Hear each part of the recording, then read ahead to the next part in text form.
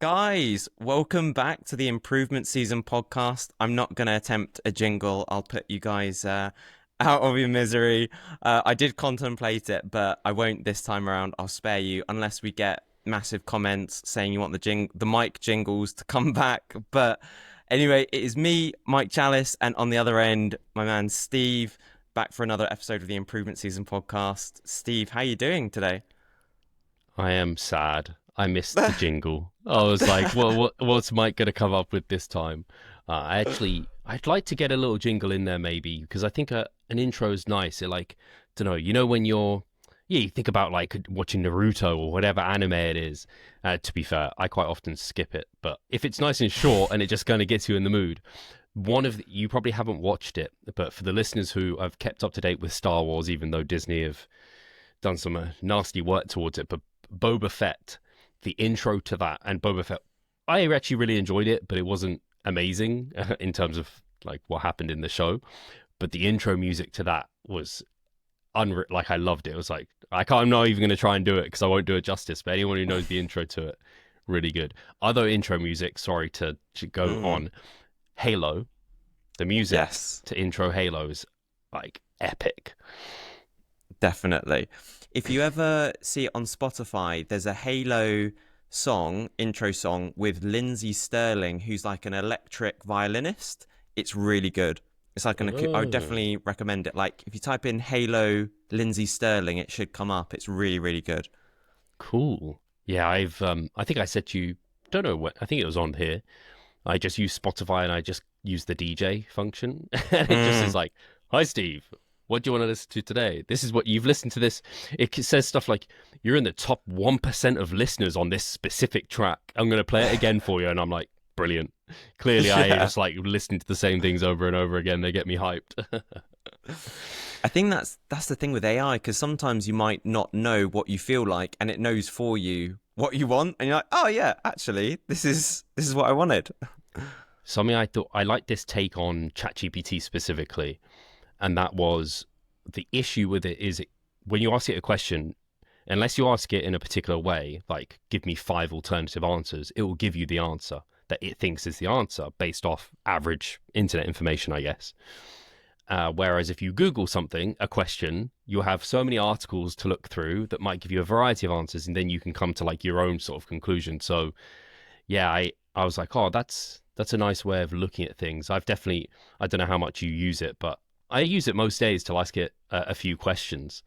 And yeah, I'm sometimes like, oh, I wouldn't necessarily agree with that, or I definitely, if people use it, I think it's quite nice. For me, I quite often ramble a load of thoughts into like Apple Notes. And I'm like, chat, can you make this a better tweet that's more concise? And then it will generate one. And then I'm like, I like it, but I need to tweak it still. So at least that's my advice to people that are using it. Don't just say, make this content better and then just take it for what it gives you. Read it through and maybe change it slightly to find that sweet spot of using AI to help you and not just like take over, if that makes sense. Yeah, I don't know if this is right. It's kind of almost like helps you refine and filter your thoughts. It's kind of like part of the refinement process when you're trying to get answers. It either puts the net out there to give you a bit of a base, or it can help you just filter what you're trying to do. One of the two. I've had it before. If I get comments that are like a bit snarky, put it that way, on social media, and I'll be like, I need a way of replying to this that isn't how I'm going to reply to it, and I'll give it to chat, and I'm like, give me a reply that is like a good reply to this, and you give me one, and I'm like, that's too PG for me. I'm going to edit that to be a little bit Yeah. more aggressive. So it's definitely PG. But hey, we haven't commented on our hats here. People are liking the synergy between our hats, hoodies. We've even both got a hoodie on. Exactly. Although we're a bit more contrast on the hoodie front, though. Both Definitely. zippers, both zippers, but bit contrast. You've got Rock Lee on your top, right? Well spotted. Yeah, I can see the haircut. Oh yeah, I am modelling myself on Rock Lee. Oh, nice. Is that it's Milo you say Milo. I've noticed that. or I Milo? say Milo. I Is don't know. that The listeners are going to have to tell us. I don't know how because it's the same spelling. I would call if it's Milo Wolf, I'd always call him Milo, but I don't know if like in the Greek mythology or whatever, it's you're supposed to call it Milos or whatever. Yeah, I don't know. But anyway, I just end up saying Milo. But one thing I will say is thank you, listeners. They commented Techno Gym was the equipment that my gym in the Maldives had access to and that lots of hotel gyms have, where it looks the part, but is like, Mm, you're like, oh my gosh, this is, for example, the leg curl machine. I hate these leg curl machines, seated, that don't have thigh pads and they just have like a shin, they support you at the shin. Do you know what I mean? Where they don't have like the mm, pad that comes down and presses on the top of your knee or the top of your yeah. thigh just off your knee, and rather it has like a pad underneath your ankles, but then on top of like just below your knee, on top of your shin. That I hate that. Yeah, Absolutely hate that. And like that's you what I said, had. whenever I see that, I'm just like, this is so annoying. I can't use this. The bracing was a problem, and also I couldn't quite get a good stretch. But the workaround, if anyone has these, if you're struggling to get like a good stretch, leaning forward as if to touch your toes, I see that as like an exercise variant of a leg curl that you can sit and push back, or you can lean forward for a bit more stretch. And I just see them as slightly different. But particularly for that machine, by doing that, I ended up having sore hamstrings for like 3 days. I used it like before, no soreness, and then I did the same, but leant forward, and then I had soreness for like 3, 4 days. I was like, yeah, that extra bit of length, that was good. You did something. Yeah. How's your week been, Mike? What's been going on your end? Nothing too much really. We're gonna. The main thing kind of is just on the housing front. So, but I say main thing is on the housing front slash there is not much news. Although I'd liken it to, I feel like it's going to be a bit of a flash photo finish because I don't know if I mentioned this last week, but I have to be out of where I'm at right now on the 20th of April. So 10 days. 10 days. And basically, the solicitor said, the completion date's going to be the 28th of April. So, which would mean I'd just have to get temporary accommodation, an Airbnb or something. And I was like, okay. But then the estate agent said, oh, we don't see why it should be that late. Message the solicitor again and just say, where are the issues? So there might still be a glimmer of hope potentially that I might be able to move in next week, but it's still a little bit up in the air really. So we shall see over the next few days. But apart from that, nothing much else is new, except training's just continuing to go really well. Loving training at the moment. We're kind of approaching all-time highs in the gym, which is what we love. So living the dream on good amount of calories at the moment. So yeah, very much living the dream at the moment. How many weeks now post diet are you? Is it coming to a month? Yes. So I think this is week 4. So yes, coming up to a month. Nice. Yeah, that's when, obviously, I think the goal and what we tried to do with your diet was we don't want to have to get out of a ditch. We don't want to dig you into a hole that we have to recover out of. I think only you really want to go there if you're having to for prep. Otherwise, general fat loss phases make it a bridge towards more successful massing, not something you have to recover out of. But always there's like that's finding your feet and navigating that bend, which we've talked about, going from like a cut to mass. So it's nice that you're kind of probably through that now and you feel like, hey, I can start building more momentum and everything.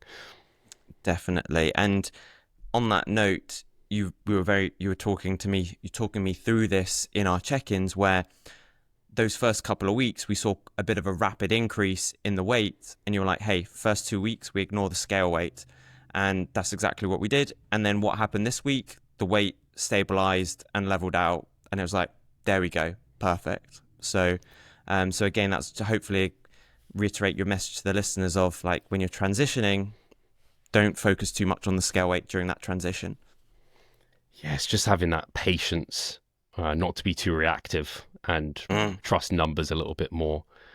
With your house, if I'm right, Mike, your flat is furnished, right? So you don't have you don't have a bed that you have to like take apart and put into storage and stuff like that, do you? Or do you have It's stuff like that? unfurnished, so I do have stuff I need to take down. which is a bit Damn. frustrating. But I'm gonna. So that's my job this weekend. Take down the wardrobe. I'll have to take down the bed at the last minute. But it does work out quite nicely because not this weekend, the weekend after, it's the Easter bank holiday weekend. So I've got an extra day or two either side of Saturday and Sun. Well, yeah, I've got an extra day potentially where I can sort of yeah, get ahead of all that stuff, which is So good. you haven't booked that up with like seeing family or anything. You're going to be at home. I'm going to be at home, going to be getting all that sorted. The good news is that everyone knows what I'm up to at the moment, and they're all happy doing their own things at the moment. It's that kind of phase at the moment where everyone in the family is doing their own little things. They're all a little bit preoccupied, so I'm not missing anything in particular. Mine is that typical Easter. We go down to Bude, Cornwall, to see Oh, Charlotte's family nice, because we go nice. there. Easter and Christmas is like the only times we really go down, which is Mm. honestly a shame because it's always busy in Bude that time of year. But yeah, so I always weirdly look forward to it and also don't look forward to it because there's parts that are quite nice about it, but parts that aren't super nice about it. I would honestly prefer to be seeing my family just because it's so much closer. There's Mm. not the travel Yeah. involved, and it's a bit more comfortable, I would say. It's a just there's more space at my parents versus her parents, but because we don't see her parents too frequently, that's become like the tradition is to go those sort of times. The other thing is when you go on bank holidays or like holidays in general, the traffic is just horrendous. So a 5 hour Mm. journey turns into an 8 hour journey. So it's that joke that I always post, will me and Charlotte get there before midnight? Yeah. Last time we did, we actually managed good time. So I'm hoping, fingers crossed, this time round, we aren't there past midnight because then I am some people. Charlotte is a resilient sleeper. She disrupts her sleep, she's not so bad. I know I am not resilient. Like I have a bad night's Mm. sleep and the next day I'm not a happy bunny. Do you think there's a nocebo to that in the fact that you know too much about sleep to kind of, and it has a bit of a, yeah, nocebo effect? I definitely think there's a nocebo effect with lots of things in that regard. I think it's more than a nocebo effect in that I don't think all the things that I feel are that. I know there are, having spoken to Greg Potter, there's like more resilient versus less resilient sleepers. It's like a genetic trait that we have. And like light sleepers versus heavy sleepers. For example, like you, sleeping through the night all the way is very normal. Mm. Actually, it's Hmm. abnormal for you not. Whereas I would say Yeah. for me, sleeping through an entire night is almost like that's rare for me to be able to achieve that. My sleep is much more broken. We still achieve good sleep. It's just we're different sleepers. It's Mm. kind of similar to like textbooks have this perfect squat form, but it might look different between a few people, especially depending on their goals and I don't know anthropometrics and everything along those lines. But I know the nocebo well for a lot of my clients, where even just not looking at like I don't know.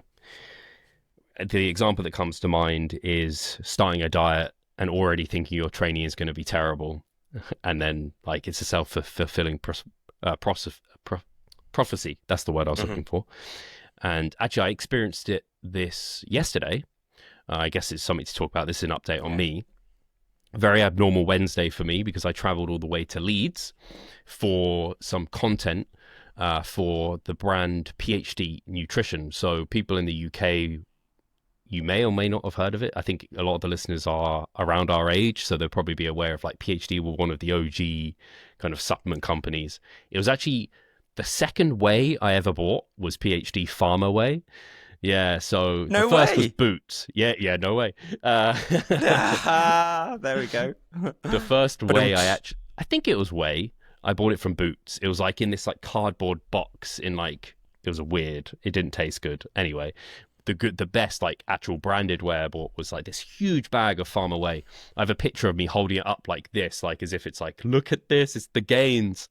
Yeah. So yeah, that's kind of cool. So I'm doing some work with that company because they reached out to me last year because actually, funnily enough, my initial education in like bodybuilding was through this fit forum, it was called, which was through Monster Supplements, and I didn't actually know this at the time, but it was like owned by PhD. And so one of the people I interacted on there has continued to follow me, follow my journey, and we've somewhat interacted, and we used to interact on there. and he works for them. He's been working for them for 2 years in their marketing agency, and he basically got me the in. He was like, we got to get Steve on board. The route PhD are looking to go down is keeping to their, like, I always looked at it as like pharmaceutical clean because of PhD and the branding, but going down that route and leaning into like being evidence-based and all of that, very much aligning with kind of the values of Revive Stronger and ourselves. So he was like wanting to get me on board because he thought our audience and the people who are viewing us and me would be aligned with that, versus a lot of supplement companies are going very down the route of like Ghost, where it's very like flashy branding, flashy flavors, all these like, I don't know, crazy ingredients and what have you. So they're trying to keep a bit more like, not necessarily luxury, but a bit more like, not basic, but like cleaner, like that sort of angle, I think is what I would say. So it's quite cool. And it was actually, I think I told you, Mike, I really wasn't sure I was going to even do it because I was quite put off by breaking my routine. Like I had to take like a day off work, as it were, where I couldn't do client check-ins like I would like to. I couldn't train how I'd like to on a Wednesday, and that's like at my gym. But I'm really glad I did it because it was a ton of fun. And also, this comes. We can probably talk more about it if you have any questions. But the thing I was going to come to was, I planned for it to be a rest day, so I trained on Sunday when I'd normally rest. But when I got there, it was very apparent that they were like, "Yeah, we're at Gravitism is the gym. I think that's what it's called, which is it's a really Gravitism house, something along those lines. It's quite a well-known gym up north in Leeds. And Sam Watts, you'll probably know as a natural bodybuilder, very, very good, also powerlifter. He PT's out of that gym, so he was actually there, which is really cool. So I got to talk to him a little bit. But also, so it was a great gym. And what I was saying is it became apparent that they were expecting us to like do our training, and then they'd have a videographer just like film parts of it for content. So I was like, oh damn, I planned this to be a rest day. And Ben, who's the guy that works for them and got me in, was like, oh, you should do some like leg training because you have like really good technique on hack squats and leg press and stuff. I was like, there's no way I'm doing legs because my quads were still sore that day actually. And I was like, right, I can do push. My chest was fresh enough. My delts were fine. I'd done legs, pull just the day before, and push was 2 days, a day before prior to that. So I was like, oh, I can actually do it. But thinking like fragile Steve mindset would be, I had to wake up an hour earlier. My sleep the night before was broken because, you know, when you've got an alarm to get up to and you're worried you're going to miss a train. So my sleep just wasn't ideal. My nutrition was different because I hadn't had my usual breakfast. All I had actually was it was really great. They kind of like sorted us breakfast. So it was a limited menu. So I ended up having like this smoothie thing and a yogurt and then like a coffee. And that's what I had in my system, but it was fine. Like I trained well. It felt really good. And I was just like, that was a good reminder to me that I'm like, hey, you don't have to act as if you're in comp prep anymore, where you're this fragile person that can't train under slightly suboptimal conditions. You can still do great work. Now, I would never ideally train like that every day. That would not be good. And it reminds me how grateful I am for like having that structure and routine, but I can still get great sessions in. So it was a good reminder, like, don't nocebo yourself into thinking it's going to be terrible. And the other thing is I was also expecting to be quite hungry because I was like, man, I can't really travel with like all my meals as I would like maybe in an ideal world I'd like to. They're also providing lunch, so I knew what I was getting for lunch. But I just brought some bits and pieces. It was completely fine. I barely ate any of it, in fact. And I basically just had a yogurt, the smoothie, the coffee, had a couple of poached eggs on toast and another yogurt, a couple of yogurts actually. And then like I had all this food left in my kind of food bag to eat on the train on the way back. I was like, whoa, like this is a lot of food because I was busy and so not food focused. And I was like, it's actually it was a bit of relief where I'm like, oh, I don't have to be that obsessive person that's worried about being hungry all the time.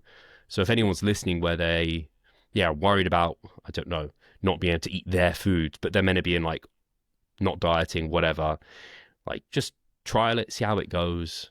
And you'll probably be pleasantly surprised that actually you are much more resilient than you think, and you might be noceboing yourself. But anyway, I rambled. Any questions, Mike?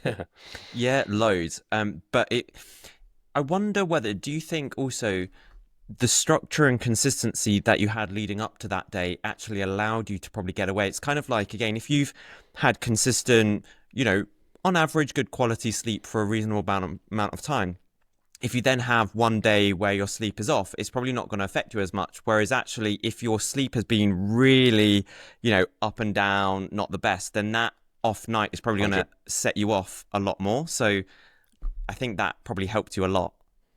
That's a really, really good comment because it reminds me of, just quickly, two of my clients have weddings this next week, and they're kind of nervous about it because they're going to be off plan. And it's literally what you just said there. I was like, if you are slightly off plan, it's totally fine because you'll look back and you won't have even noticed it in your process because you're so on plan all the rest of the time.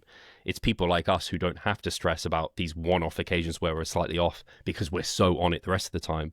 Whereas if someone's off all the time and they're extra off, it's like it's the straw that broke the camel's back quite easily, and you're just not be in a good place at all. So yeah, great point, Mike. Mm. And so, what actually are you able to say what kind of things you did that day? Apart from obviously you trained, and then what happened after that?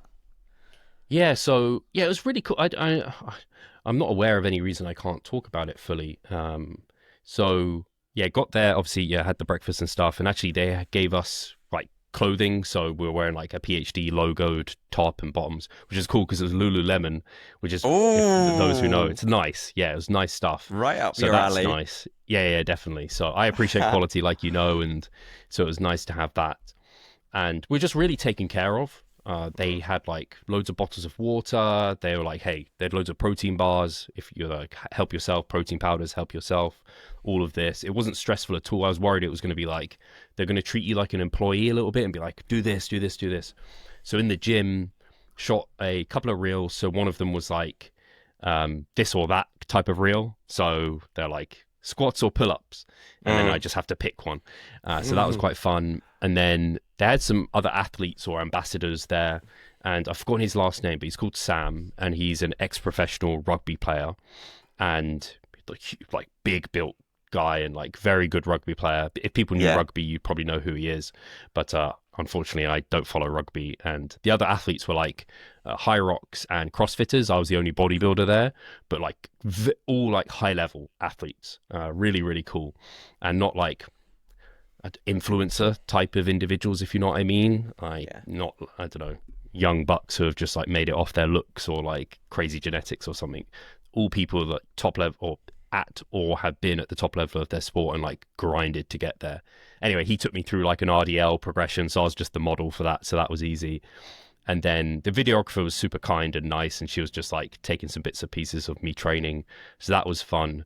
So that was the training piece. And then we went for lunch, which was just chit chat. Went for some food, which is cool. And then we went to a podcast studio. So it was like a proper setup. They had like 4 cameras, like DSLR cameras in this like Oh, soundproof wow. room, Yeah. everything like that. It was really cool. Like exactly like a Joe Rogan type of setup, like in a proper studio, which is very appealing to set one of those up. Like this room could easily be set up into that. I'd need more sound panels and everything. I might upgrade the microphone, but obviously it's a bit different recording these like this versus face to face. Like it's much more intense when you're face to face with people. And I'd love to be able to do that, but it's far less convenient to be able to do it. But yeah, we basically just did some like chats about ourselves, our background, what role nutrition plays in our kind of in our process, talked a bit about supplements, and just kind of they're going to take some bits and pieces from that to create some reels and stuff like that. So that was the day, and then I just got a So train cool. back. The only downside was the train, like the travel was, I guess, 7 hours probably in total traveling, so Yeah. quite a lot. But I was really happy because I managed to do some client updates on the train, in that I could listen to their update, made some notes, and then I not done this before, but my phone has like a memo function, like voice memo function, Oh, and nice. so I could like read through their notes and do a voice memo, and I just like I walked into like between the carriages, so by the toilets and stuff, so I wasn't like disturbing other people, and I felt comfortable to be able to talk. It's like if you took a phone call, you'd probably do it out there, and it wasn't terrible in terms of the audio. Like there was background noise, of course, but it was, you could hear me, and yeah, my clients My clients are great. The clients we work with are great. They're very understanding. And so I managed to actually do like 4 or 5 client updates So because there good. was no major like spreadsheet modifications or programming modifications that were needed. And I said I'd do that one, and I've done that this morning. So that was good. It could be fairly productive in that Hmm. regard. So yeah, it wasn't all dead time, thankfully, but it's a lot of travel time, but worth it. The Yeah. best thing about it was I would come back to feeling like an athlete and prioritized and yeah, taken care of by PhD. And then the other athletes were just so great, genuine people. Mm. And it's funny how like I didn't know any of them beforehand, but we all were very similar in our mindset, all from different sports. And also I learned finally, and I couldn't tell you what it is, but Hyrox. I knew of it. I knew it was similar to CrossFit, but different. And I didn't know what the events were at all. So I talked to someone who she has like won some of the world finals and things in her age bracket and stuff. And she's like a very competitive athlete in that arena. And she like walked me through it. And I was like, I don't know if do you know what it entails, Mike? Not in detail. I know of it because a couple of people I know have done it, but I don't know it in detail. It's it's very, how would I put this? Like CrossFit to me, I couldn't do it because some of the Olympic lifts that are involved, I don't have the mobility for it. It's very challenging for me to get into those overhead positions. Mm. And so it doesn't appeal to me for that reason. But Hyrox doesn't have that. Is much more inclusive, I would say. You could almost Mm. pick anyone out in the gym, and if they're semi-fit, they could do Hyrox. They could do an event, whereas you couldn't do that with CrossFit. You'd have to have the technique and the proficiency. So it's like sled pulls, like wall balls, and medicine ball like throws and stuff like this, burpees, just general basic kind of stuff, and runs, of course, between that and rows, I think, as well.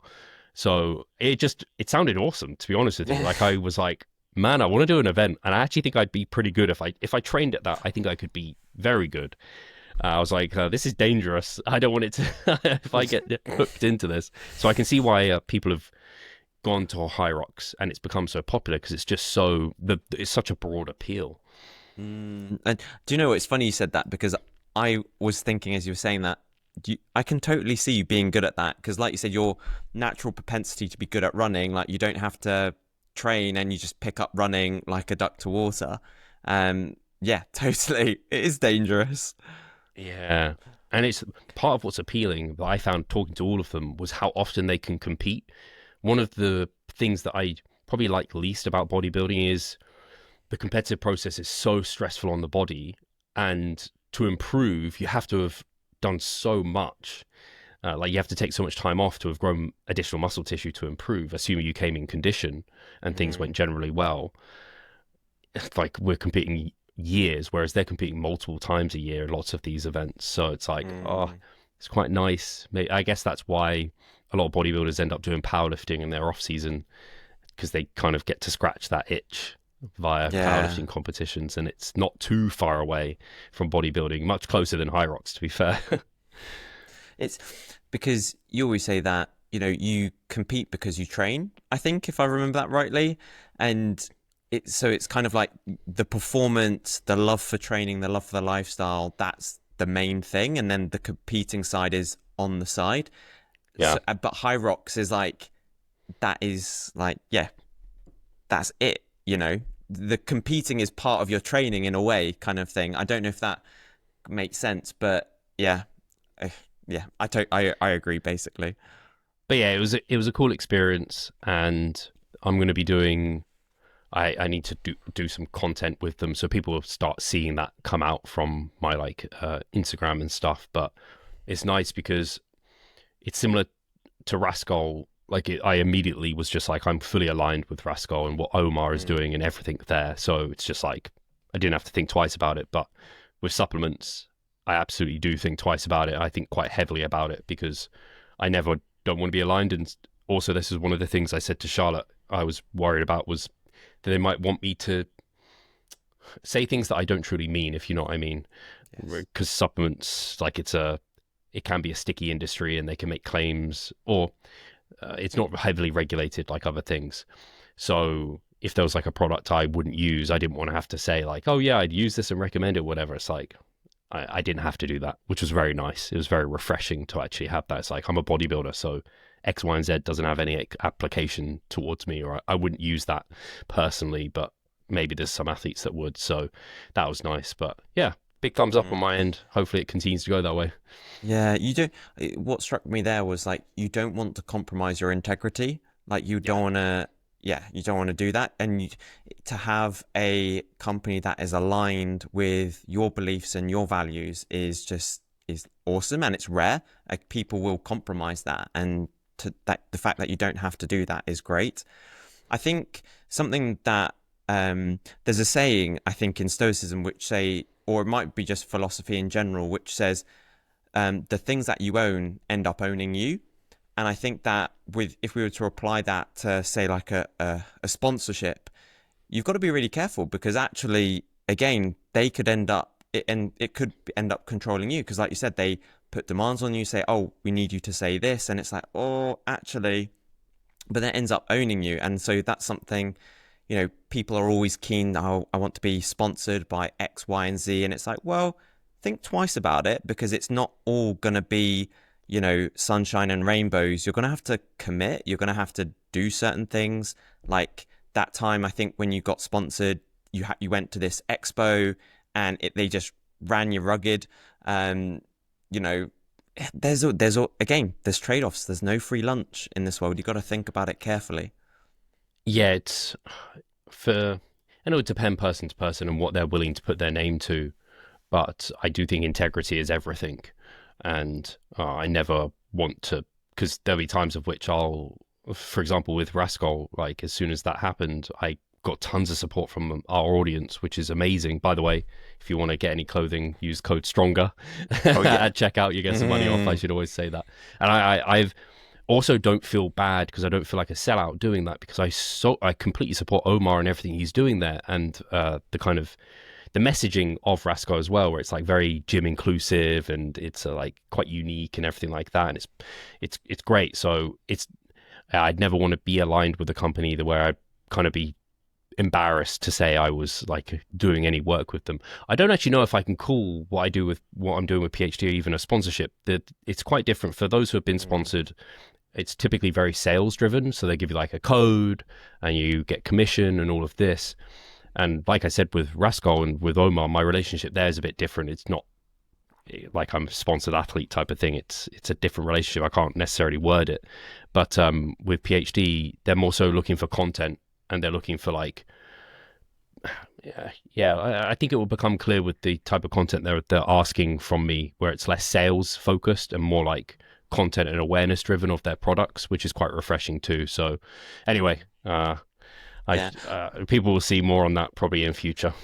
And I think one thing which you will obviously mention in the future, which you told me the other day, was I think something which for natural bodybuilders is really important is the informed sport, which is it's a risk minimization scheme because with every supplement there is a risk that it could be contaminated during the manufacturing process, and so and if kind of you're entering into a competition where there is WADA testing, if there was contaminants in the supplement that you were taking, the UK governing body, the UK Anti-Doping Agency, UKAD, and also WADA, they operate what's called 100% me, which basically means you are 100% responsible for the chemicals inside your body. So even if you tested positive and you're like, oh, it's because of this supplement, well, it's your responsibility for taking that supplement and you've got to ensure that it was kind of not contaminated. There's no excuses. And what informed sport does, because there's two different things, you've got global DRO, which only accounts for or it only accounts for medications, but it doesn't account for supplements. So if you have gets prescribed something by your doctor and you're not sure if it's acceptable or it's not in the banned substance list, you have to go to global DRO, and that's only for some countries as well, not all countries. And so you've got global DRO, but then if it's a supplement and you want to check, then you go to informed sport, or there might be a different risk minimization scheme in a different country, but for the UK it's informed sport, and actually doesn't guarantee that it's totally free, but it means that it's been third-party tested for contaminated substances and it's been cleared. And not many supplement companies do that. But PhD is one of them. So for us as natural bodybuilders that compete and care, again, integrity, it's absolutely huge. So it's cool. And sorry if I went off on one, but I thought that'd be informative for listeners. Yeah, they have I know the only other company I know off the top of my head that have a range of informed sport supplements is My Protein. They basically sell like their protein powders, but like an informed sport range of that. So I think that's new for PhD, where they're getting, I think all their whey protein going forward is going to be informed sport. I don't know if every product that they release is going to be informed sport.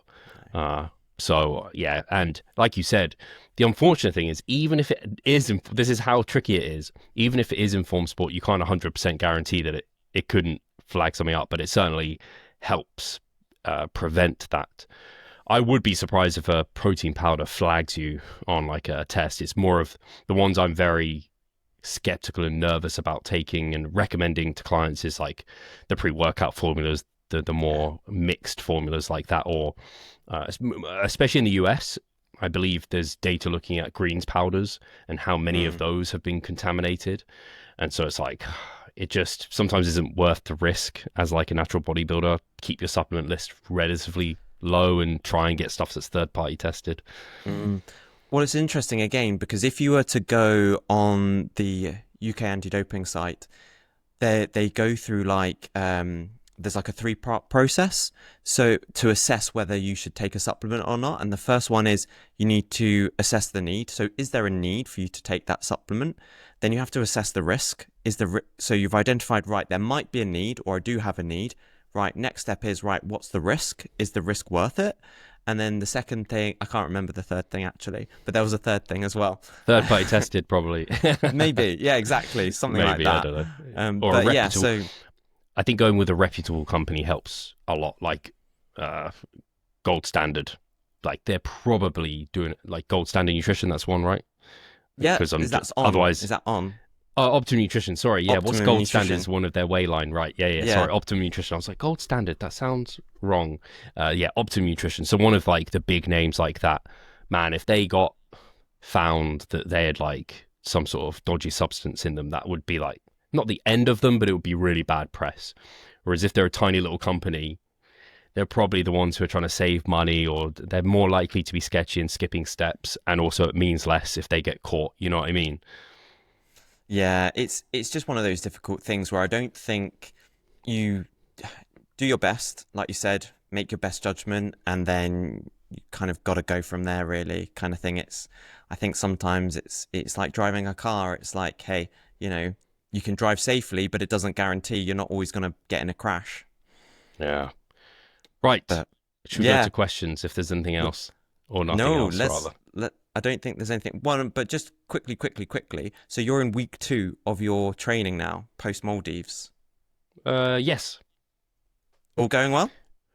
Yes, actually, funnily enough. So I'm such a creature of habit. I don't like taking rest days really, unless I really need to midweek. So like, I didn't take my rest day yesterday. I thought I was going to be forced because of the day. And then so today I was like, well, I could do a rest day today, but I was like, from a work perspective, I was fine. I didn't need the time to be able to like double down on work. And I was like, actually, my quads were sore yesterday, but they've recovered today. It's like, let's do legs. So I just went in and trained legs. So unless my back is feeling particularly beat up tomorrow, which I doubt it, my delts are feeling it after yesterday, but no doubt they'll probably be recovered by tomorrow, where they'll be trained as well as my back. Back recovers pretty damn quickly. So yeah, I'm kind of like, it might not be that I take my rest day till Sunday. But the thing is, I think now being clearly recovered in terms of like post show, and then also being early on within my mesocycle, those rest days become less pivotal. Yeah. I think it would catch up to me eventually, where if I kept skipping it, I'd be like, man, I'm going to have to, this is going to force me to have a rest day. Whereas often rest days are kind of preventative, versus you don't really want to force yourself to have a rest day. You kind of want to use them as a preventive measure of overreaching too soon. So, but all going well. Yeah, I made a few tweaks, particularly to leg. Dude, you talked about the quad pump you were getting from pendulums, I believe, and Yeah. Bulgarian split squats. And I rotated out belt squats. Reason being, I was still progressing them, advancing them. I actually hit a lifetime PR on that movement, but they were becoming very practically not fun because my gym doesn't have a good belt for the belt squat, and I was having to use my like jerry-rigged version, which can still dig into my legs, and like that could be quite painful, and it just was starting to become untenable really for me. So I decided to rotate that one out. I'd been running it like my entire prep anyway, so it had been in for like 6 months plus, so it wasn't like I was rotating out super early. So I rotated that for Smith squats, so I did those today, which felt awesome, particularly because when I'd last done Smith squats, I'd done them very like trying to shift lots of load, so feet right under me, and so plenty of glute involved, and yeah, kind of shifting it that way. Whereas I've done them very quad biased, so using quite a big heel lift, feet forward, so ahead of the bar, and then also knees very narrow, feet facing forward, so it's very much like knee flexion, not opening wide to introduce more stretch on the adductors, which mine always like to take over. So the quad pump I got from just one set, I was like, whoa. And I'm not even pushing them. I'm proximal to failure, but I think I might still be possibly at 4 RAR, and because I'm just learning it so quickly. Yeah. And so those felt great. And then I'm also doing, similar to you, a Bulgarian split squat in the Smith machine, because I was just like, I'm in here and I want a bit of variation, and I would like a bit of glute work. I make it very quad biased, but I do think now and then it's not a bad idea to do some single leg work. I don't love it personally, but I don't think it's a bad shout now and then for health and longevity of joints, connective tissue, and like balance, all of that. I think it's not a bad shout. And then yeah, you hit your glutes like always in a gnarly way. However quad bias you try and make it, mine got sore for ages afterwards. So do those. So that's been great. That's one change I made. That was today. And then my other quad session, I just rotated out barbell back squats, because inevitably whenever I do those, the SFR is just, as much as I try and make it good, the SFR just sucks. I always like to think I can make it good, but for me, it's just not a good movement. So I put hack squats in, which was the thing that got me really sore, I think, because it's so novel. And so hack squats are feeling great. I've still got my leg press in there, which I've had in for ages, but it's still going well. It's really hard, but it's going really well. And actually felt much better this week. So that first week after the Maldives, I was still feeling, I was a little bit sick, and obviously just coming back off holiday. Whereas this week, I definitely felt like good in myself. So yeah, training's been going very well. I'm really pleased with how that's going. The thing is now, the tricky thing with body weight when you are trying to gain slowly is there is a not risk, but more of a chance of prolonging maintenance where you don't necessarily intend to. And I am now of the mindset where I prefer to side with being at maintenance for an extended time than run an excessive surplus for an extended time. So I have nudged my calories up a bit, thinking I've been sat around 180 pounds for an extended time. But obviously after holiday, it kind of dipped down, then it came back up. And now I'm kind of like just trying to find myself, like I haven't got enough data points to know if I'm in a surplus or just at maintenance. But intuition is telling me I need to push up a little bit. So I've just pushed them up like 50 to 100 calories. I'll see how that goes. The important thing I always come back to is I feel good and performance is going well. If those two things are going well and I'm at maintenance, that's no bad thing. So I'd prefer, if I was feeling a bit run down, like excessively hungry or anything like that, I'd just be like, hey, you're probably at maintenance, even possibly a slight deficit, push it up. So that's kind of where my mindset is with it at the moment. And is that just to, again, like the rate of gain is going to be slower? You want to prolong kind of, I guess, your ability to be in this phase as much as possible in terms of erring on the side of maintenance versus a surplus? It's not maintenance versus a surplus. I would say it's maintenance versus an excessive surplus. So I prefer, neither is what I want. So I don't want maintenance. I don't want excessive surplus. I want like that small surplus. But if I have to pick one or the other, I'll go into a smaller, maintenance versus an excessive surplus, because I think the risk to reward is in line. We can grow at maintenance. if we get in an excessive surplus, we know exponential fat gain is going to come with it. So it's just not Yes. worth it. That cuts our time massing and extends our time cutting. Whereas being more time at maintenance just means we might not grow quite as fast, but we can just grow for longer. So you kind of make up the difference. So that's kind of where my mindset is there, if that makes sense. Oh yeah, totally. I thought for some reason I thought you were comparing maintenance to a small surplus, not the other way around. But that totally makes sense. No, even me, I'm like, part of me is just like, yeah, just up your calories 100. Like, I've got the appetite, I feel good for it. But I'm just like, Steve, just be patient. Mm. Slightly different approach to where I've previously been, where I'm like, if I'm at maintenance for like a week, I'm like, oh, bump food up.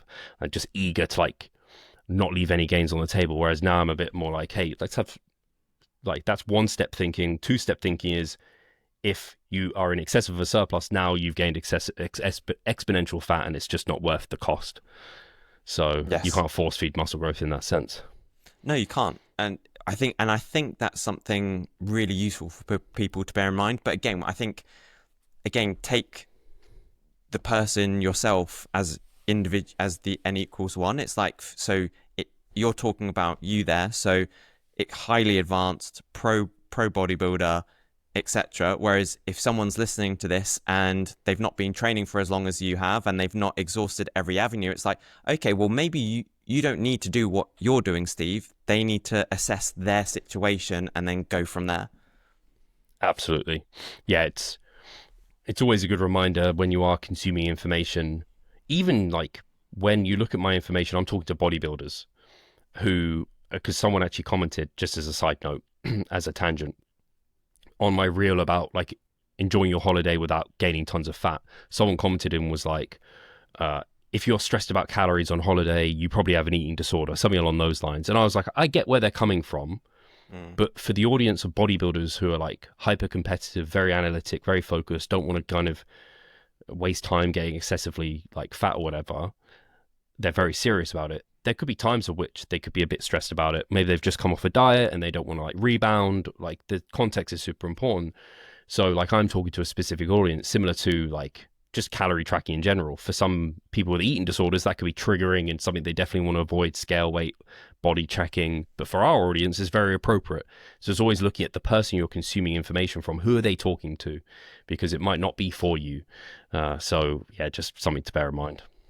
Yeah, and that also reminds me of so again, the answer, or I think the right path is often the middle ground. And sometimes what I say to patients is, when they're thinking of doing like a rehab exercise, and it applies to potentially our clients as well, it's like you want to be aware of, in the context of the patients that I speak to, it's like, I want you to be aware of maybe the pain or the sensations that you're feeling when you're doing a rehab exercise, but I don't want you to be so in your head that you start to overthink the pain or you start to overthink the sensations that you're feeling. And again, I think in the context of the populations that we deal with, it's like, hey, don't be completely mindless, but equally you don't need to be so caught up in it that you become like just neurotic about the food. It's like, hey, for us, the answer is the middle ground somewhere. It may even differ client to client and Yeah. depending on their context. Like, when I was in New York, like, I had to be like quite cognizant of things. I was way more relaxed when I was in the Maldives, like months apart in different situations. And if I go on holiday again in 6 months, I'm probably going to be even more relaxed. So I might be on like 4,000 calories at that point. Who knows? So yeah, it's context, and the middle ground is often not a bad place. Should we go to questions, Yeah. Mike? Let's go to questions. Because we Sorry. only have, well, no, we have a good chunk of time for questions. So, Awesome. should I do the first one? Yeah, You let me do do the the first first one. one. So Patrick Morris, and by the way, as a reminder for questions, actually I have a few reminders. This is a good chance for me to do some reminders. So one, if you've got questions, you need to be on Instagram and join the hypertrophic time chamber. And I request questions every week in there. Every time I want to say the hyperbolic changed, hypertrophic time chamber. You can see that if you go to my profile on your phone, and it's within my profile bottom right. Then second reminder is, on the 4th of May, we have a seminar that we're running. Myself and Mike will be putting you through your paces for training. So again, assessing your intensity, assessing your technique and making sure you're getting the most out of your training. You can run your own training session. You can run one that we plan out for you.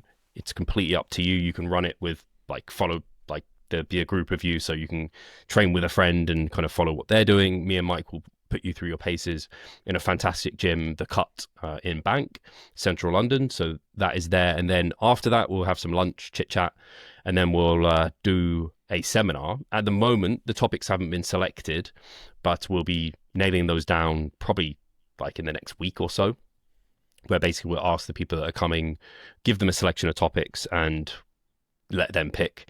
They'll all be bodybuilding specific, so you don't have to be a competitive bodybuilder to benefit from the topics we'll be talking about.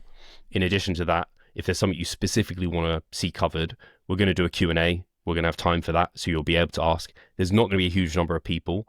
I said max 20. We're not going to have 20 people, but hopefully only about 10, something along those lines, and that means it's going to be super exclusive. If you have questions, you're going to have tons of time to be able to ask us. So definitely jump on that. That'll be well, if you want any information on it, drop me a direct message. I'll try and remember to put it in the description of this podcast. I just have my way of doing things and I might forget to put it there, but I'm hopefully not going to forget. I'll try and remind myself. But otherwise, if you have any questions about it, just direct message me or Mike or what have you, and we'll be able to get back to you. Or email me at steve@revivestronger.com. That's also where you can find me, and I'm happy to answer any questions. And finally, if you do that, I can give you an exclusive discount code as well to just reward you for listening to the podcast and being here and to encourage you to come. Honestly, I just want as many people there as we can get at this point, within reason, of course. Like we have that 20 capacity, just because I think these are going to be great, and connecting one-on-one with people is going to be invaluable going forward generally. So, and I think just these one-on-one events are always like parts of my year, like they make my year, so they're always so much fun. So yeah, hopefully people do that. And then finally, my third reminder is just that obviously, if you don't know, Revive Stronger, me and Mike, we are online coaches. So we help people take it to the stage, take their physiques to the stage, do photo shoots, just get fitter, healthier, maximize muscle growth given their current situation. And it's truly personalized coaching where we individualize it to you, your context, learn your body, what you respond best to for your specific goals. And so if you are ever interested in advancing your physique and knowledge, because we always welcome questions and want you to understand the process so you can go away and kind of continue to reap the benefits of the coaching going forward, you can always view our coaching, which is linked in the description via, it's always linked in the description, our coaching. So you can apply for coaching for a consultation. We'll have a chat and talk you through exactly what's involved. But with that preamble out the way, which I just thought we never talk about these things. Now I don't have a advert that pops in about coaching and stuff within these. Just thought if people aren't aware, they should really be aware that that's what we do. But there's timestamps, so hopefully this will have lined up. We can now get to Q&A, Mike. Let's go to Q&A. But it is good to have those reminders. And if I can just add very quickly that sometimes things like the Revive meetup, there's sometimes things beforehand you think, nah, maybe I'll give it a miss. But if you go, and you do go, you are so glad that you went, because that connection with other people is just invaluable. Everyone that I meet, and feeling it myself personally, like you said, it's the highlight of the year. You go away feeling on a bit of a high because of just that connection with other people. So I would encourage people that if you can go, hey, it is definitely going to be worth it for nothing more than just connection with other people. So I would totally reinforce everything you said, Steve. And the Force is going to be with us on May the 4th. Exactly. So if there's any Star Wars fans, you have to come dressed up. I'm going to be dressed up as Darth Maul. I'm not going to be dressed up as Darth Maul. But I could now because he hasn't got any hair. I just need to get some horns. All you need is just to stick some horns on. Yeah, well, and some face paint and a lightsaber. I do have a lightsaber, but not the double lightsaber. I actually have a lightsaber. So I'm going to ask you this question, Mike, and then I'm just going to go to Lou, but I'll be able to hear your answer, and I'll be back by the time you're finished, I have no doubt. So Patrick Morris has asked, recently finished a cut and trying to eat in maintenance. Some days I've eaten way too much and hunger can get a bit out of hand. Any tips? So one thing that me and Steve always talk about is thinking again of weekly averages. So if you're at maintenance, the first things first is trying to get to your weekly average. So if you've ideally, you don't want to overshoot your total calories by more than 20%. And so if you're kind of over, but it's not over 20%, then again, just on a couple of other days, you can just undershoot by 10 to 20% and then go from there. In terms of managing hunger on the days where you might overeat, you can do a couple of things. And Steve's mentioned a couple of this on his posts on Instagram. Well, one thing is biasing protein a little bit more, because that's obviously going to be a little bit more satiating, and you can potentially maybe front load that a little bit more. So again, you're a bit more satiated and full during the day. I think making sure that you're hydrated as well. Again, not going for super palatable foods too quickly out of a transition from a cut, I think is also really important. Making sure that you've still got a lot of vegetables, low palatable foods that again are just going to fill you up and not give you that propensity to eat too much. One thing that always I'm reminded of is when we were walking around New York, Steve would have a bag of tomatoes or a bag of carrots, and he'd be munching on that when we were in like the theater or a basketball game or something like that. And I think those are just some really quick tips. I think also preemptive planning as well. It's not rather than just winging it and then you suddenly like see a donut and you have it. Well, why don't you try another thing that you could do is just plan the foods that you want to have. So if you know like, hey, I really do want a donut, plan it in so that you can then plan accordingly. Like say, right, Thursday, I'm going to have a donut or whatever. And that I think is, again, it allows you just to manage things that little bit better. You're being intentional versus reactive and mindless to a certain degree. So those, and also just another final thing is, again, if you're maybe it's not so much a particular thing, but maybe it's just that sweetness craving. Again, maybe you can just try to make healthier things. So I got a really good tip from a client, actually. Shout out to Susanna if she's watching this or listening to this, is that if you don't have a Ninja Creamy, one thing that you can do is that you can blend cauliflower with protein powder and fruit. And apparently it doesn't taste like cauliflower at all, and it tastes really nice. So again, you can just turn like, again, diet friendly foods into more sweeter versions. So those would be kind of like some of my tips to kind of navigate that. I guess that would be like a sorbet. Yeah. Cauliflower is actually super interesting because cauliflower it kind of stinks, but it does hide itself really well. I didn't do this my last prep, but the prep before that, I ended up having cauli oats. So I would blend cauliflower. I'd almost have like half a head of cauliflower with like 20 grams of oats. And anyone who knows their oats knows that's a fuck all oats. So it was mostly just a bowl of cauliflower and protein powder, of course. It actually worked. Yeah, I think your answer was very good. I think reminding yourself that we are looking for a weekly average. So if you do overdo it one day, you can compensate. I would just say if that feels stressful to you, immediately don't worry about compensating. Like, it's just going to put you into like a bit of a binge purge cycle. If it feels kind of tenable and quite easy for you, then I think that's just fine. I think that's the biggest difference. It's like you'll see people who do some cardio to compensate for overeating. I think that sounds bad but in practice it depends on the person and their mentality behind it. And I just think it's not a habit you kind of want to get into, especially to any extremes. So keeping it to that 10 to 20% of like, hey, you could go over by that much on one day and then kind of strip it off a few days afterwards is great. And then, yeah, like you said, just keeping a lot of the diet habits in place. One of the things, I just came off a check-in with Kieran, who's competing in a few weeks' time. And I was just talking about post-show with him. And I was like, you basically just want to increase the diet foods you've been eating to the point of which you're kind of sick of them. If you can do that, and then slowly introduce some palatable foods and have the patience to be able to do that, like no greater thing. And I said, no one's perfect. It was, I think we've spoken about it where maybe it was a couple of months ago now, or a month ago, maybe a couple. And I was introducing some protein bars post-workout, and I realized I just didn't have the hunger management and the calories to allow for that just yet. And I reverted back to doing some more fruit and yogurt in place of it. And it's only just now where I'm like, I think I could have that regularly and it not cause me to be a bit too food focused and have some of those diet fatigue symptoms kicking in a bit more than I would like. So I think it's just knowing yourself and not getting ahead of yourself.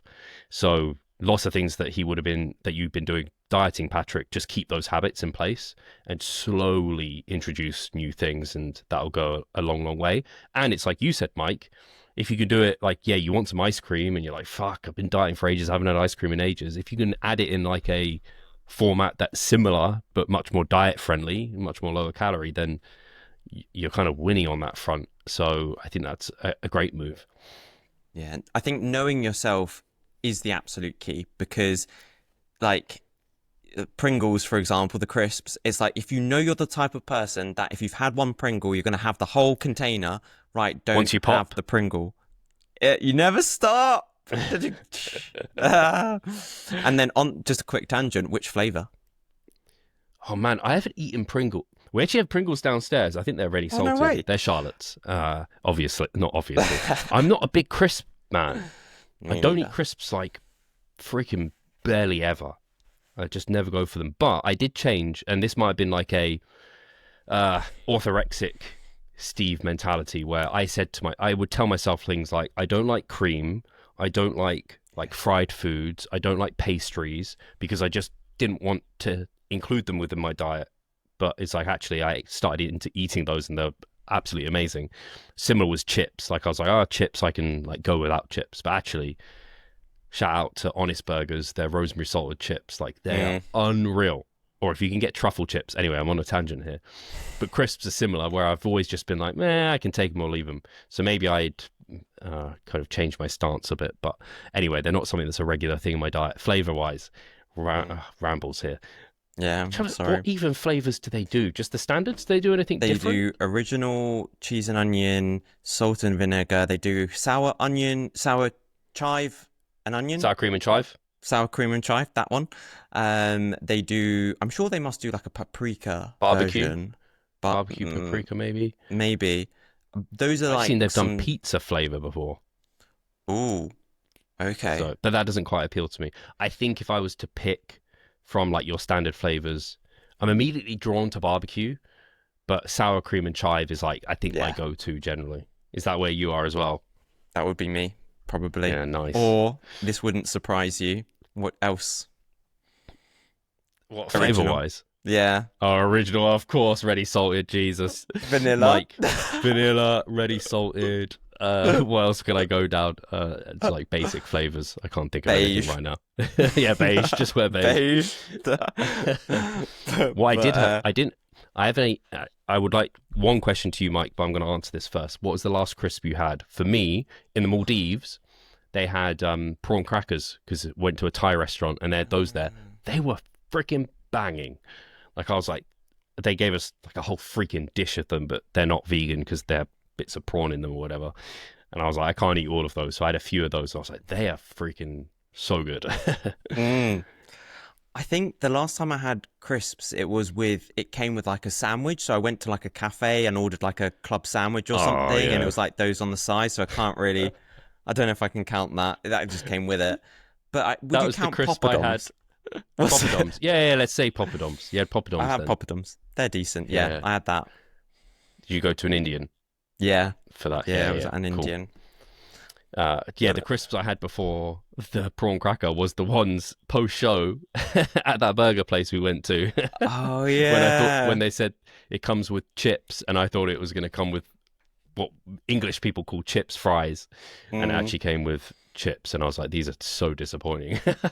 And you guys mocked me. And I Yeah. had the last laugh. You didn't Yeah. even offer to share your actual fries. I was so disappointed. Anyway, next Don't regret. question. What? Let's move on to the next question. Yeah, definitely. So, question by Aaron Busby. Thanks for your question. What app do you use to track your scale weight trends, Steve? So I've recently been using Happy Scale. I saw Alberto Nunez using this a long time ago, and I downloaded it once, and then I just like didn't really, I don't know, I just didn't. It was like a changing cost, and I didn't want to have to worry about using it, and I liked my process. So I still have been using Happy Scale, and I'm still not sold on it. I did buy it for a year though, so I'll continue to use that and see how it's going. It just gives you trends, and it means that I don't have to like enter data into a spreadsheet. So it just makes my life easier, really. But I don't know about you, Mike, but I have a particular way of assessing whether or not I can't even necessarily explain it. Like I don't have a formula for it, but I've coached so many people and got weekly averages, monthly averages, compared weight change over time, understood context of changes, that I have like an algorithm in my brain, but it's not an algorithm where I make like I know the call to make without like having an exact, oh, if it hasn't gone up by this much over this much time, blah blah blah. So I don't know if I actually like using and relying on Happy Scale, and if I would just prefer plugging it into a spreadsheet again. I have a feeling if I was, and I don't know this just yet, but I have a feeling if I was doing it the way I would typically do it with a client for myself, I might have increased my food sooner. Whereas when I'm using this, for some, it just throws me off because it gives me like a trend, but it's not quite like weekly averages. So anyway, I'm not sold on Happy Scale just yet. I can't say I'm sold on it just yet. I have to use it probably for the year and see how it goes. But that's the one I've been using. It has some cool graphs and stuff like that, but ultimately I don't need all that fancy functionality. I've never tried Happy Scale or anything else. I've always done what we've always used, and it does just appeal because, like you said, you get a instinct and a natural kind of feeling for like when to make the right call or when to make a call. So it just seems very intuitive to me now that we've been doing it for so long. But everyone's got their own way for sure. Yeah, I think, ask it to do a weekly average, and I might get it to do that versus relying on its like trend algorithm. And it has various algorithms too that you can use in there. So yeah, it's interesting, but and yeah, anyway, so I can't give a strong review. The other app I use is Renfo, but only because my scale is Renfo and it connects via Bluetooth. So I upload my weight to Renfo, and then Happy Scale kind of takes it from Renfo and puts it into itself. So they all like align somehow. I don't even know how it does it. It just knows. Next question. Next question. Let's go.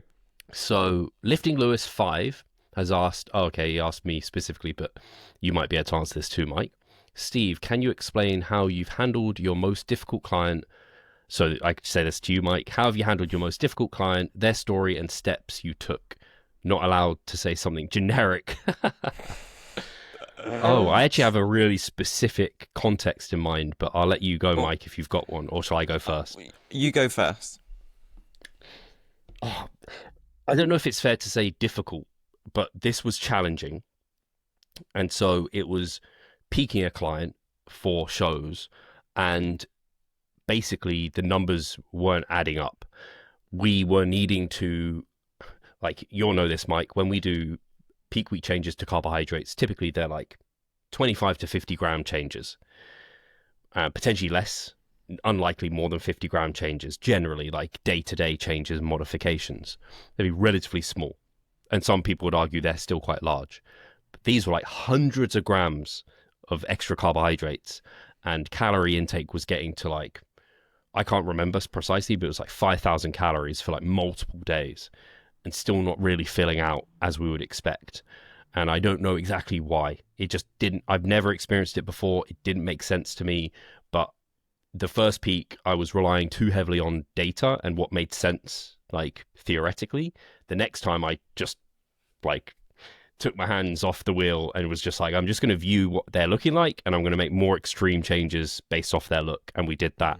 And I think we got slightly better outcomes potentially, but that was difficult because it was like, this is so extreme and out of the ordinary. I don't understand really what's going on. And so that was their story and the steps, I guess. The first peaking time I peaked them, I was much more, conservative, because of what I know from having peaked so many other clients and what makes sense to me and what just makes sense physiology wise, and the amount of carbohydrates that someone should require for the weight that they are. And the next time, so the steps I took to handle it was just going more based off their look and doing what I would call like more of a Cliff Wilson approach of like just like being a bit less numbers and data driven and a bit more like intuitive and going by feel type of driven. So yeah, I don't think that was generic, but that was a difficult situation, and I don't want that to happen again. It hasn't. That's just it's been a very strange one-off. Have you got a difficult client or situation that comes to mind? Yeah, it was also bodybuilding competing related. So I was working with a client who wanted to compete, and they were kind of really struggling with the processes. They were from a different country. They'd never competed before. They had a big family, had gone through kind of a big change in terms of work, had a very busy schedule, and kind of just weren't necessarily um, kind of following the processes or kind of like ticking the boxes. And it was just really hard to manage that. And I could see that time was ticking away. And because they'd never competed before, they weren't worried. But I was really worried because I'm like, oh my gosh, I know we don't have much time. And it was every weekend was like, oh, I'm just taking a break. I need to get away and stress relief and stuff. I was like, oh, okay, you can do it once, but this is like the third or fourth weekend kind of thing. And and again, posing wise was a bit on and off, and I was trying to provide as much sort of information as possible. And I was saying like, hey, you need to check out the federation guidelines and criteria and so on. And it was quite stressful, to be honest, because I really wanted them to do their best, yet I could feel that we were missing things, and I was like, hey, we need to switch on. And I think ultimately the person ended up leaving anyway. So I guess I didn't really solve the situation. But if I was to kind of reflect, I think ultimately, if I was to reflect on it, I think I can only do what I can do. I can only provide the information. I can't force it upon them. And I can just reiterate expectations and, again, just reinforce that and provide as much as possible. And also just being open and approachable so that they can talk through with me any problems that might be leading to lack of adherence, lack of consistency, challenges, etc. So yeah, that was really tough and really stressful. And there wasn't really an ending to it as such, apart from them leaving. But yeah, that was basically me. Yeah, I think it's challenging because you're similar to me, Mike, in that we want to help. We want to help, full stop. That's what we want to do. So even if we get approached by someone who seems like they want to be helped, then even if there's maybe a few, and I don't know if in hindsight you could say there was a few red flags where it seemed like maybe there was some telling signals that this wasn't going to go well. Even if there are some of those, you kind of feel like you can get around them, and maybe those red flags aren't like super detrimental and things will improve. But I will say, as I've done this longer, I still find myself wanting to help those people that maybe have some red flags, but I'm much better at calling it out sooner. So if I'm like, you're in over your head, we're not, like, if you don't get your shit together this week, we're not going to be ready. I'm much more ready to say that because I know it hurts everyone involved if I don't make those calls sooner than later. Like if they have this false assumption that they're going to step on stage and they're like 10 weeks out but have like 30 pounds to lose, like I've put, like I shouldn't have even got to this point. So I'm much quicker to be like, hey, I don't think this is realistic this year. Maybe we'll push it to next year if you're willing to kind of do that. But it takes experience and confidence to be able to do that as well. But better to do that, and better that they left than they stood on stage and didn't look or feel the part at all. And you were like, oh, I'm kind of embarrassed I don't really want to share these photos because truly they weren't where they needed to be. Yeah, I think something that I've told myself sometimes, because like again, as people pleasers, it's tough to make that decision, which we find hard sometimes, but it's the right decision. And sometimes I tell myself like, hey, the right thing to do isn't always easy. So telling someone, like you said, that they're not ready, it's hard, but it's the right thing to do. And it reminds me of that saying, like, hard choices, easy life, easy choices, hard life. And I Yeah, think got to keep coming back to that sometimes. yeah.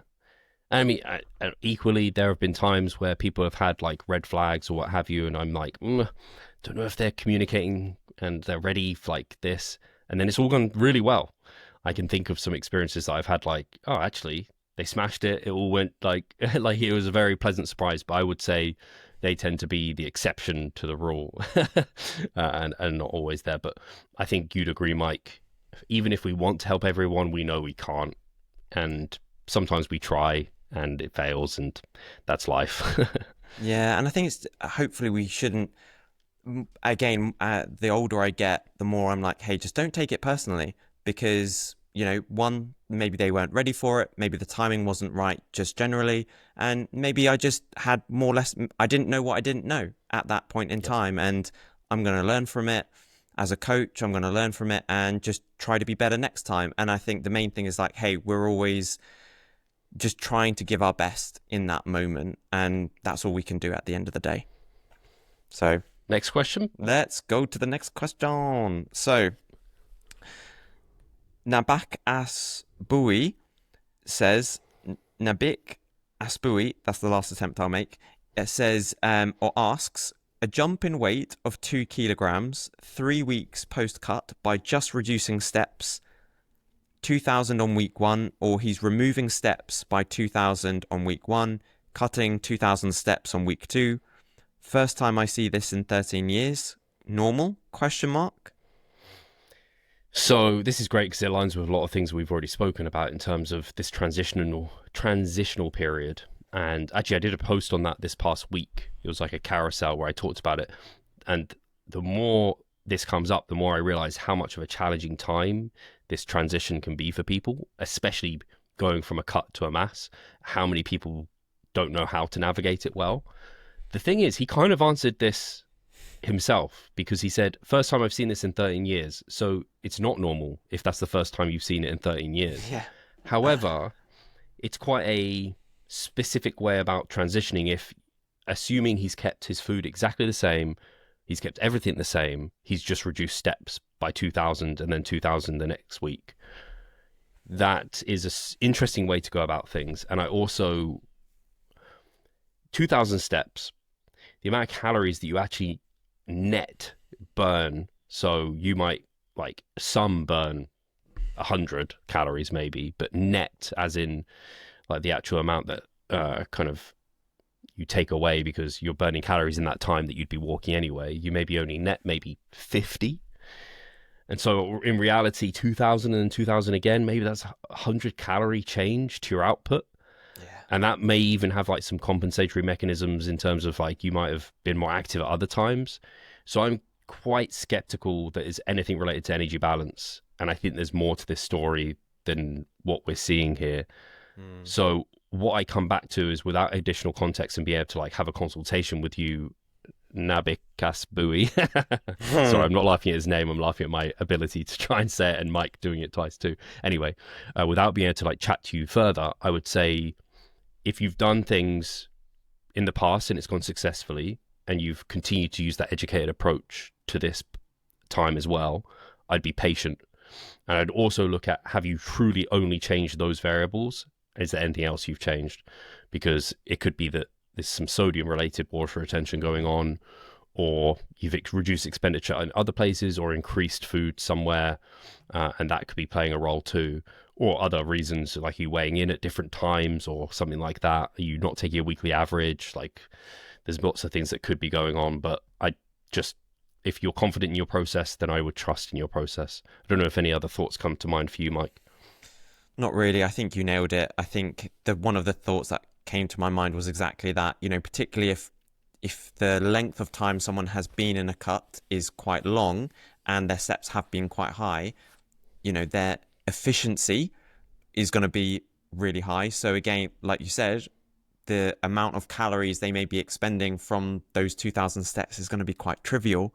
So, reducing by that amount is not much. And again, I think I would just reiterate your messages, Steve, of time stands out for me, being patient. I think because that's something that we're not inclined to do. We're inclined to say like, oh, the scale's up by 2 kilos, make an immediate response or reaction to it. It's like, whoa, slow down there. And then the second thing, which again is really hard, is honesty with yourself, because it's so, you can lie to yourself. You can like, the scale weight, maybe I'll just fudge the number, or maybe, no, I won't track the veg. I won't track that little sauce on the side. It's like, hey, no, be honest with yourself. Did you legit just manipulate steps? And I think those are like key things that stood out from what you said, and haven't got much else to add. final comment I'll just add, and those were good additional points, especially the honesty there. The final one is just that, similar to how you see a whoosh when you first diet, typically, you can expect the same on the back end. So as you see that whoosh from glycogen stores and water dropping off and maybe food volume, you'll similarly see it as you come up. Just as you described, as your mass, the first Yeah. couple of weeks, we saw you gain more rapidly than you'd on average want you to gain in an off season, but it's expected because it was the first couple of weeks and all those changes were happening that were non-body comp related. So I also don't think 2 kilos is crazy in 3 weeks, and it will No. probably taper off and slow down. Time for one more question. Oh yeah, yeah. So Although this is I know it's directed directed at me. specifically to you, like But guys. I guess this is one. Well, yeah, okay. This is more of one I can answer, but you can obviously comment on it too. So Martin Suyupas has asked, do we coach people solely on food or only combo lifting and food? So generally our offering is like, it's for the result, for the physique. That's kind of what the coaching is. So I always, like you would say, Mike, we don't just program, we don't just provide macros. There's way more to our coaching than numbers. There is like understanding the person, how they're going to respond, how we communicate to them, what their lifestyle is like, how their sleep is, stress management, technique, obviously. Well, I guess that comes into training programming, but like their relationship with food. Like there's so much more than like an app would provide, for example, or a template would provide.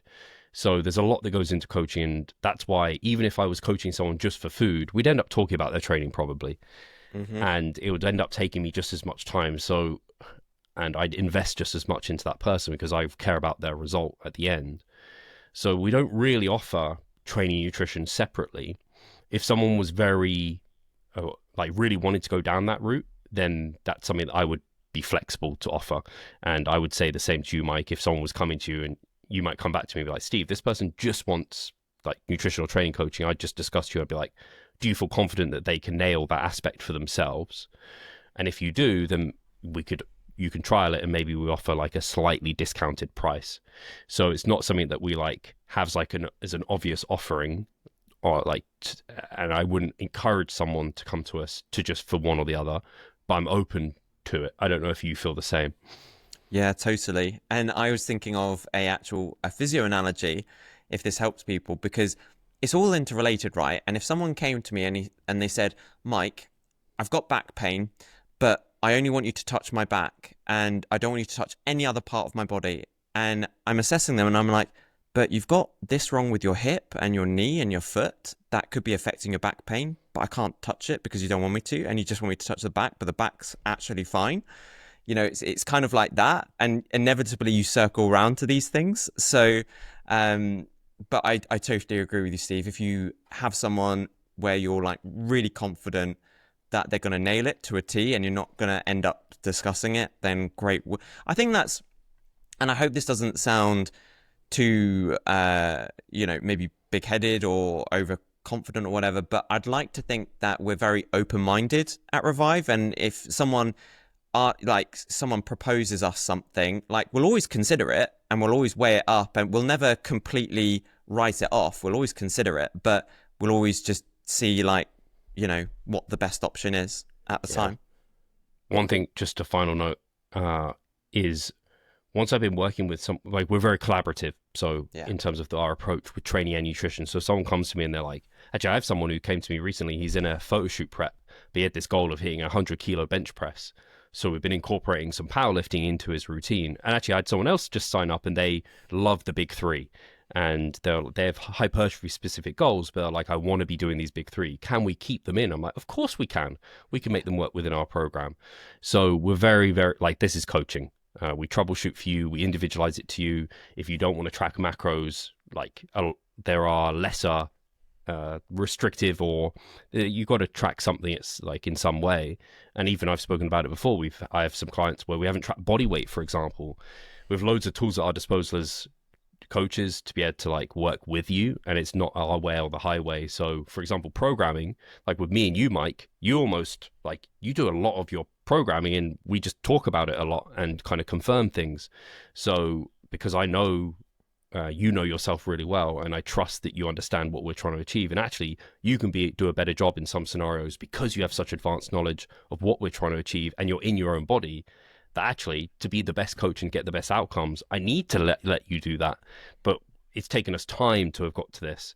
So anyway, it's just one of those things where it's like, yeah, don't expect, we're not the coaches who, if you come to us, well, unless you really want it this way, but I would encourage these people to think differently, to like just offload everything and not like, and just follow everything to the T, because that communication and that dynamic relationship is so important. Definitely. It's like it's the classic line of like, hey, if I asked you to jump off a cliff, would you jump off the cliff? And it's like, no. So don't just take everything I say for law, listen to your body, know yourself, give me feedback, ask me questions, because I might say something. I had it today with a client. It's like, she was like, the stimulus for these glute kickbacks are the best they've ever felt. I'm going to send you a form video next week and you can tell me if you like them or not. And I'm like, hey, if the stimulus for your kickbacks is the best they've ever felt, keep doing it that way. Regardless of whether I think it's right or wrong, if it's the best that it's ever felt and you're feeling it in your glutes, which is what we want, keep doing it that way. Yeah. No, absolutely.